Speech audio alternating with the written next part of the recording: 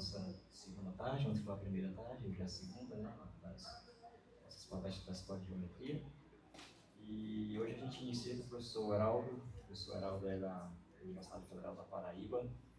Ele fez mestrado em Campina Grande, né, com o professor Henrique, fez doutorado no Ceará com o professor Jorge Lira, e hoje é professor na Federal da Paraíba, João Pessoa.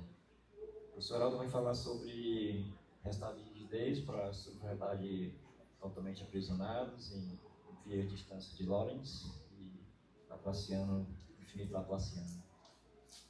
Ok. Enfim, pessoal, deixa eu ver aqui. Todos estão me ouvindo? Falam? Everybody understand the Portuguese? Anybody need in English? Ok. Então, if no objection, I will speak in Portuguese, unless some objection. And let's go back to Português. Eu vou falar de resultados de rigidez para, como o Wilson falou, né, para subvariedades totalmente aprisionadas, utilizando a função distância e o infinito laplaciano. Enfim, antes de tudo aqui, já agradecer também aos organizadores e participantes, né, de virem aqui todos vocês presentes. É uma honra receber aqui a presença de vocês para ver minha palestra sobre o trabalho e também da comissão ter aceitado esse trabalho para a apresentação. Bem, o nosso trabalho aqui, ele tem alguns aspectos, que é sobre a função distância em ambientes lorentzianos, e a gente vai fazer uma motivação sobre aspectos físicos, como eu falei aqui já para algumas pessoas. O aspecto físico, ele tem nessa questão matemática, mas agora já existem outros aspectos também aplicados que podem ter toda essa teoria dos espaços-tempos. Então, a gente vai trabalhar alguns casos aqui, por exemplo, o caso compacto. Ele é o que tem mais interesse do buraco negro. Como vocês veem, a superfície é uma esfera, já estou aqui representando na camisa. E nesse aspecto, justamente, em alguns casos é o mais simples, porque você tem integrabilidade e aí você consegue fazer diversos resultados ali. Bem, essa motivação principal começou com o Penrose em 65, onde ele estudava o horizonte de eventos, que é aquela superfície que envolve o buraco negro, como foi provado pelo próprio Hawking. A topologia é de uma esfera, porém tem alguns aspectos, né? Da palestra passada, né? Tô lembrando ali, né? O aspecto aqui principal é encontrar espaços-tempos em que não admitem esses buracos aí, né? Para lembrar aí de não cair nesses buracos que realmente são perigosos. Bem, algumas ferramentas já foram ditas aqui, né? Que é o infinito laplaciano, princípios do máximo e comparações do hessiano. Então, como a gente viu, o problema é geométrico e aí ele vai aparecer numa caracterização para esse problema geométrico vai apresentar uma solução via EDP e, novamente, a gente volta lá para a geometria e interpretar qual é a geometria dessa solução, né? A figura, né? Como todos têm aí o aspecto do nosso trabalho. Bem, na distância lorentziana, aqui tem um aspecto cronológico, que é justamente o seguinte. Deixa eu só ver aqui, isso aqui no papel. Vou utilizar agora o pincel, ficar mais... Deixa eu só ver aqui se vocês conseguem me ouvir sem o microfone. Se falar um pouco mais alto, todo mundo me ouve? Pronto, ok. Então, vou só fazer aqui essa correlação causal. Você tem dois pontos, né? Como é a geometria, a gente chama os elementos dos nossos conjuntos P e Q, que é justamente esses dois pontos. E você vai ter uma relação entre eles, que é a orientação de P para Q. Nesse ponto aqui a gente vai chamar de causal, ou seja, que o ponto Q ele vai estar no futuro do ponto P. Então essa orientação ela tem um aspecto, como eu disse, físico, você realmente diz no futuro, mas ela tem um aspecto também de uma distância direcional. Por exemplo, você está aqui no pé da montanha e alguém está lá no topo da montanha. E aí você vai ter justamente a distância de P para Q é diferente da distância de Q para P, uma assimetria. Nesse aspecto aqui, você tem, na verdade, uma assimetria mais forte.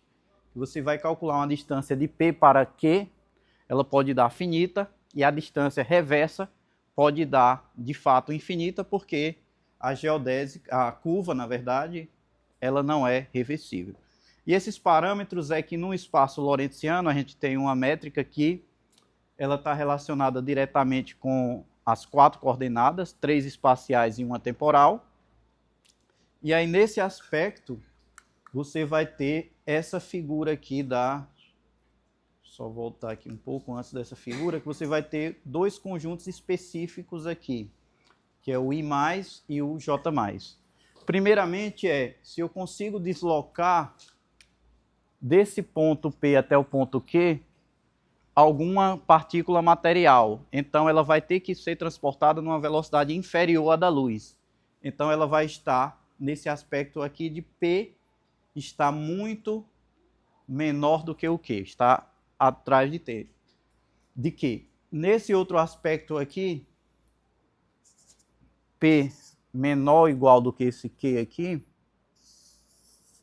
ela já está um pouco mais próxima. Ou P é igual ao Q, que é o caso do igual, ou você vai ter essa caracterização que é P menor do que o Q, que é nesse caso você consegue transmitir informação. Então, o ponto P, você não consegue mais deslocar matéria do ponto P ao ponto Q, mas você consegue transmitir informação. Você consegue... Eu falo com o pessoal, geralmente da física, né, que tem a matéria condensada, né? Você consegue transmitir fótons, consegue transmitir sinais eletromagnéticos, e aí eles vão viajar na velocidade da luz. Então, esse aspecto aqui é apenas causal. E aí você diz que ele no primeiro caso, em que o P é muito menor do que Q, existe uma curva tipo tempo, ou seja, com velocidade inferior à da luz, e no segundo aspecto existe uma curva que pode até atingir a velocidade da luz para chegar dali. Então, eles estão separados apenas de causa e efeito, que é justamente o nome causal. Você vai poder influenciar, desde que envie a informação, ou uma radiação, uma coisa do tipo, eletromagnética. Então, esses 2 conjuntos aqui, naturalmente, o conjunto I está contido no conjunto J, porque o conjunto I é onde você consegue enviar matéria, e o conjunto J é quando você consegue influenciar com algum aspecto causal, enviando informação, alguma coisa do tipo.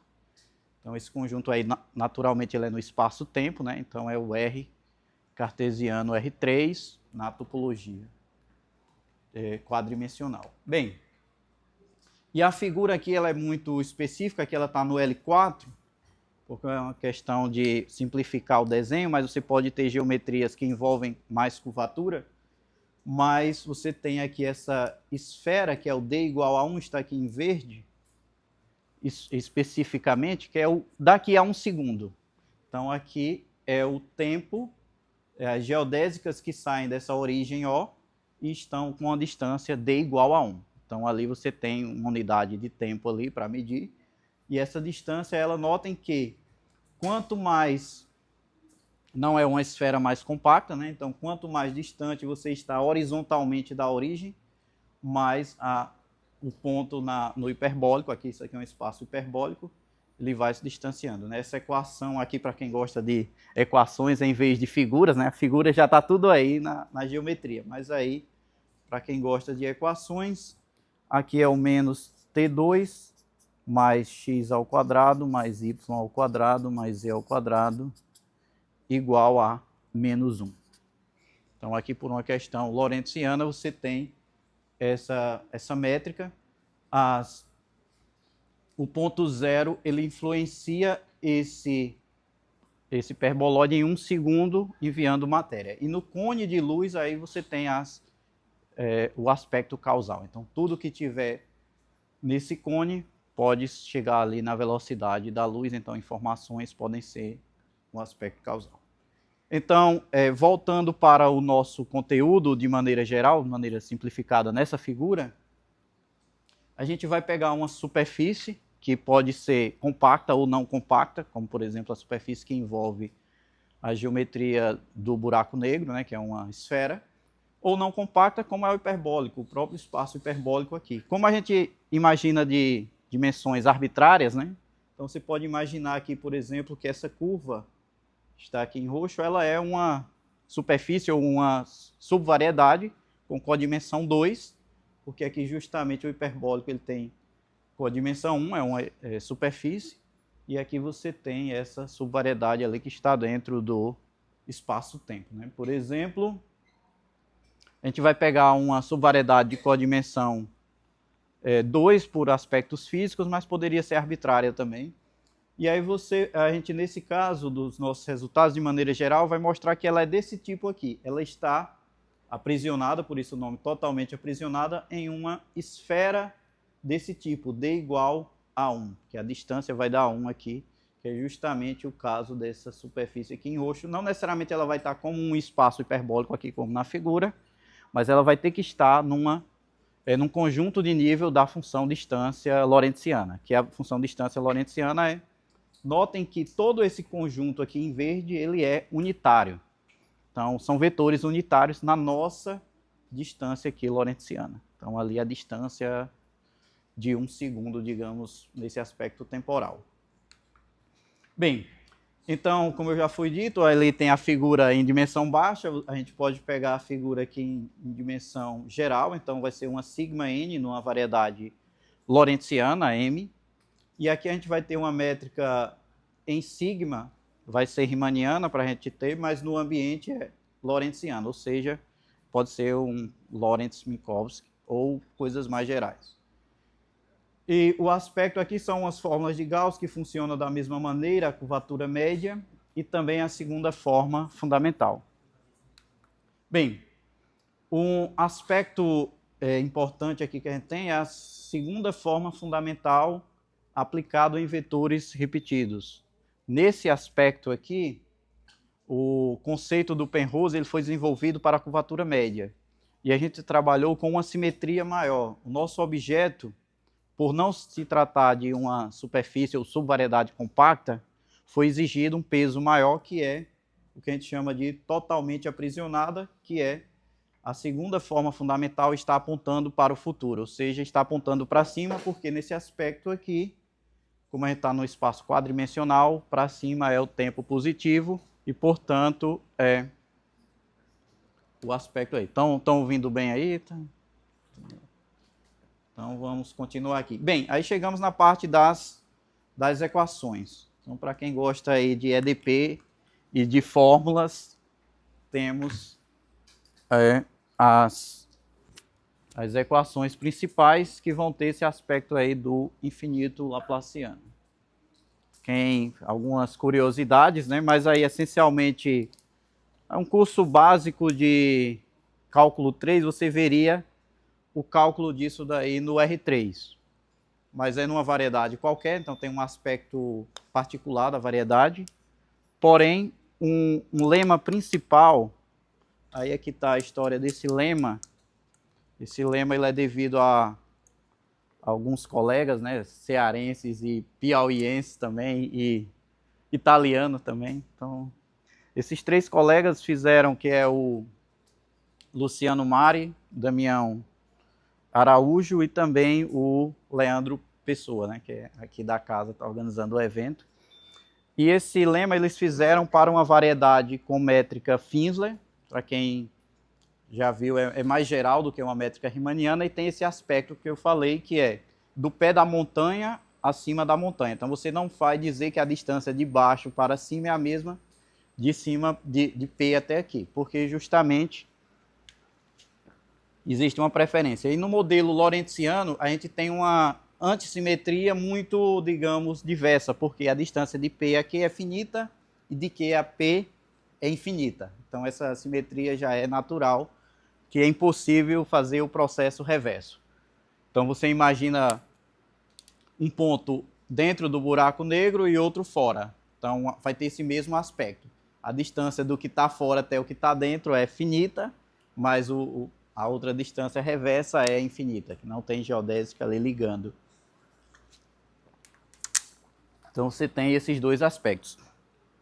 Bem, sem mais delongas, existe um princípio de parabolicidade que diz que se o laplaciano é maior ou igual a zero, pode ser o P laplaciano, aqui está o infinito laplaciano, que é esse camarada, e se a função é limitada por cima, então a função é constante. Isso vale no R2, por exemplo, com o laplaciano, porque o R2 é parabólico ou 2 parabólico. Já você trabalhando com o R3, ele é 3 parabólico. Você faz isso com o 3 laplaciano.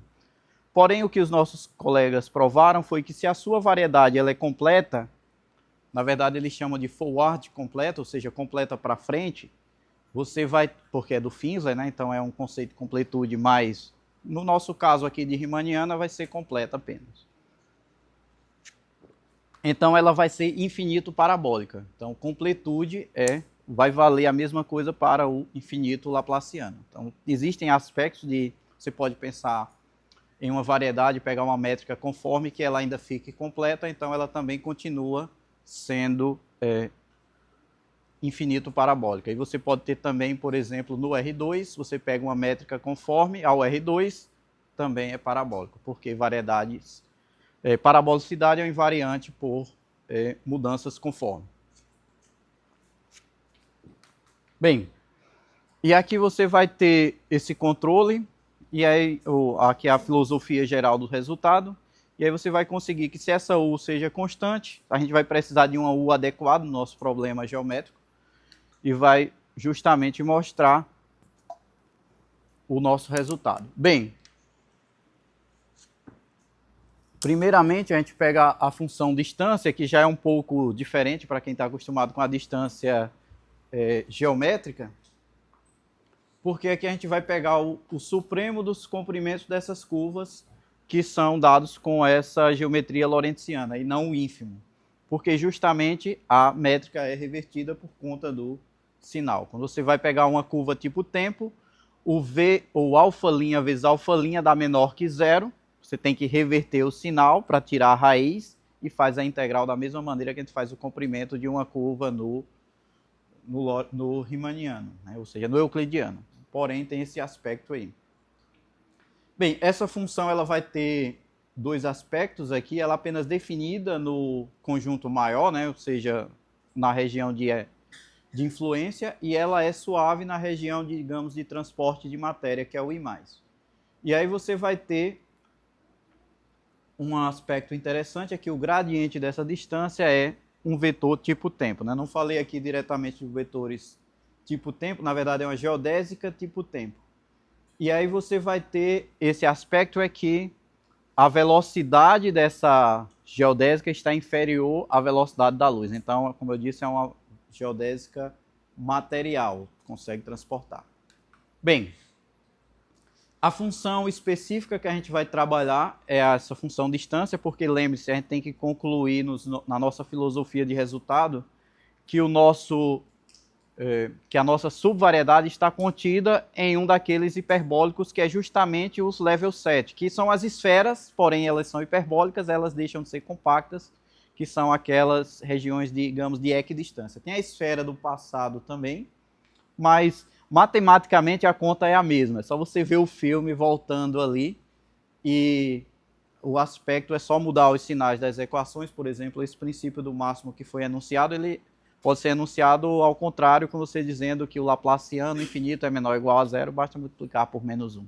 Então a conta matemática é a mesma e a interpretação física, digamos, de cosmologia já fica de fora. Mas você pode ter outras interpretações dependendo do contexto, né? Então não faz sentido também. A conta está lá feita já. Bem, então aqui a gente tem a equação principal, é que quando a gente faz o hessiano, aqui aparece a segunda forma. Quando você faz o hessiano dessa distância, naturalmente tem o hessiano da distância do ambiente e a segunda forma com o gradiente dessa função distância. E quando você faz aqui, note que essa função distância, ela aponta para o passado, porque à medida que a sua função distância aumenta, ou seja, está indo para o futuro, porque é uma distância que mede essencialmente o tempo, então a sua função também vai crescendo e tem um aspecto que a métrica reverte o sinal, então o gradiente dela é apontando para o passado ou para baixo, né? Se você vê do ponto de vista totalmente, digamos, euclidiano. Bem, agora vamos para as hipóteses de curvatura, né? A gente já falou aqui de curvaturas, aliás, a curvatura de Gauss foi falado no minicurso ali para um contexto de superfícies. E aqui a gente pode ver também um contexto de superfície, porque a gente pega simplesmente dois vetores tangentes, que é o gradiente dessa função distância, e um vetor v que seja ortogonal a ele. A gente vai precisar que ele tenha essa comparação aqui com uma g de r. Essa comparação aí, ela é simplesmente para dar um controle mais amplo. Essa g é uma função que se você pode substituir por uma constante, mas o resultado fica, digamos, mais simples. No entanto, para fins práticos, como corolários, a curvatura sendo limitada por baixo, pode ser uma constante negativa também, então o resultado vai valer. Então, por exemplo, você pode imaginar um Lorentz espaço-tempo de curvatura constante, um espaço hiperbólico lorentziano. Então, tudo aí pode ser, que seria o caso mais simples, porque é uma constante negativa, mas qualquer coisa que seja limitada por baixo serve. Bem, então essa comparação aqui é feita também por uma matemática italiana, Débora Impera, então a escola italiana aí contribuindo bastante com a escola do Brasil também, né? Tem essa contribuição. E esse aspecto é que você consegue uma comparação do Hessiano. Com uma comparação do Hessiano, o infinito laplaciano ele é uma expressão que depende do Hessiano. Então, com a expressão que depende, você consegue fazer as comparações adequadas e obter que o infinito laplaciano está menor ou igual do que o estrela aqui. Enfim, é uma projeção para a gente calcular a norma, mas vai dar maior ou igual a zero. Esse gradiente aqui de U, ele é maior ou igual a zero. Nesse aspecto, você consegue que o laplaciano é menor ou igual do que essa função aqui. Bem, aí é que entra o conceito de totalmente futuro aprisionada. Bem, o totalmente futuro aprisionada vai obrigar que esse último termo aqui seja menor que zero. Na verdade, o que está aqui interno, depois do sinal, seja positivo. Note que se dois vetores têm o produto interno sendo positivo, em geometria euclidiana eles estão apontando numa mesma direção. Aqui, eles estão apontando para um para cima e outro para baixo. Estão em cones distintos, que é justamente o gradiente de R está apontando para baixo, que seria o passado, e o alfa está apontando para o futuro, né? O Penrose ele trabalha com superfícies futuro aprisionadas, que é uma condição na curvatura média, que a gente trabalha na segunda forma fundamental. Note que a gente não precisaria que fosse todo o vetor x, bastaria que fosse o gradiente de U para o resultado valer. Mas em aspectos técnicos você pede já um conceito totalmente simétrico, porque não dá para especificar qual é a U, mas o resultado vale com um gradiente específico. Bem, então aqui a gente consegue o resultado principal, é que as únicas totalmente aprisionadas, subvariedades, são aquelas que estão contidas no level 7 da distância. Então, do ponto de vista físico, tem várias interpretações, mas a interpretação mais prática é que essa totalmente aprisionada ela não pode existir fora de um level 7 da distância, que é um tempo constante ali. Então, a partir de... é como se fosse um mais epsilon ali já não está mais, e menos epsilon já não está. Então, ela vai estar... essas superfícies totalmente aprisionadas, elas, de certa maneira, estão aprisionadas em um level 7 da distância, que são aqueles hiperbólicos. Então, aqui já tem o aspecto do tempo. Aqui a gente... a prova, como já foi falado, é isso mesmo. Aqui um resumo. Como você tem o laplaciano menor ou igual a zero, a U maior ou igual a zero, aplica o princípio do máximo dos colegas com o Luciano Marius, colegas brasileiros. Que também o Luciano é quase brasileiro também, né? Já tem diversas contribuições. E aí a gente conclui que a U é constante, que é justamente a distância constante. Então aqui a gente consegue fazer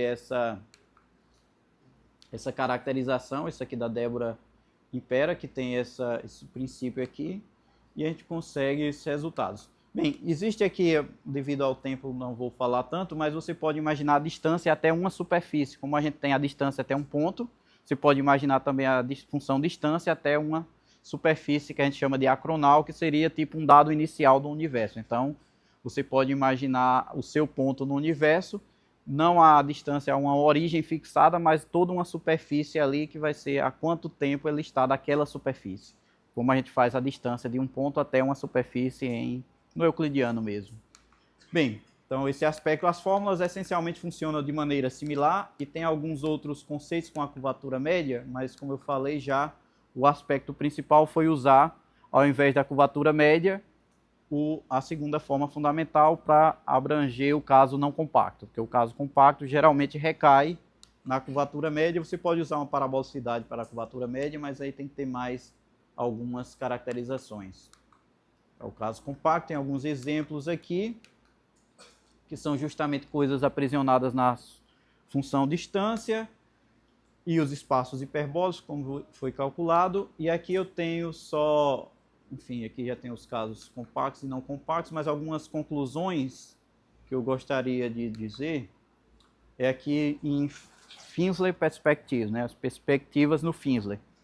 Os nossos resultados eles podem ser estudados numa perspectiva Finsler, numa distância mais geral, que só tanto vai ter a lorentziana, mas vai ter o próprio espaço, ele é finsleriano. Nesse aspecto aqui, o nosso espaço, ele era riemanniano e o tempo é que dava essa assimetria na distância. Mas você pode imaginar também a assimetria no próprio espaço.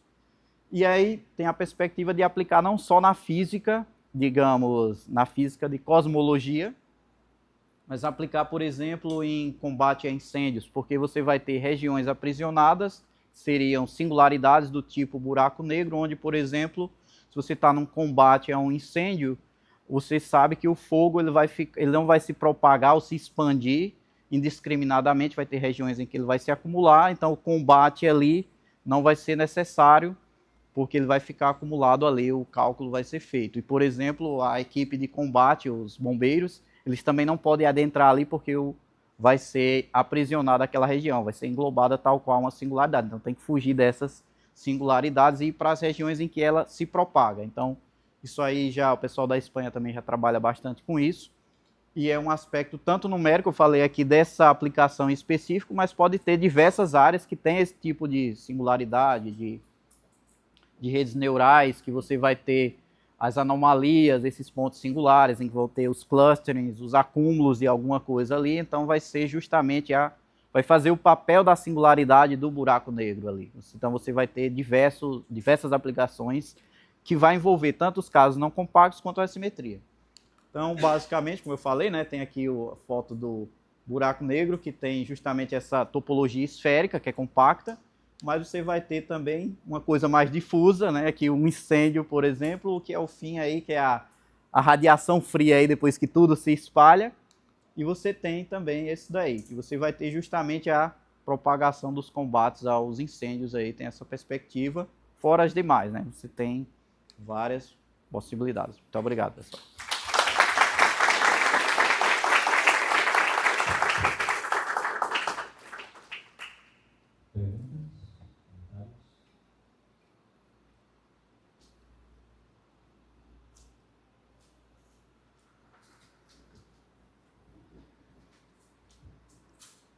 Boa tarde. Geraldo, você falou desse princípio do máximo aí, eu queria saber se existe outro princípio do máximo laplaciano, do tipo, sei lá, o Morial ou até Lechical, que você conhece, ou se existe. Entendi, alguns princípios do máximo nesse aspecto. A gente já trabalhou alguns que era impondo algumas condições em que você vai ter, por exemplo, no Morial, você tem que o gradiente vai para zero e o Laplaciano está limitado, né? Se a função for limitada. A gente conseguiu alguns, só que sem nenhuma necessidade da função ser limitada. A gente consegue que o próprio infinito Laplaciano vai para zero, mas não precisa que a função u seja limitada. Então existe uma sequência, não necessariamente a minimizante, mas que o infinito Laplaciano vai para zero e o gradiente também vai para zero. Então tem alguma diferença sutil, que não tem a parte do ínfimo. Mas tem algumas coisas do tipo. E outra curiosidade é o seguinte, que no caso do estocasticamente completo, tem aquela relação com o memorial fraco. Sim. Existe alguma relação do infinito Laplaciano? Por exemplo, você trabalhando num ambiente de scrape, estocasticamente completa, uma versão do memorial fraco nessa classe? É que você trabalharia apenas... A necessidade de completude vai ser a mesma. Mas o principal aspecto é que você vai ter uma sequência que o Laplaciano vai para zero. Mas aí essa sequência você já tem no estocasticamente completa também, né? Seria...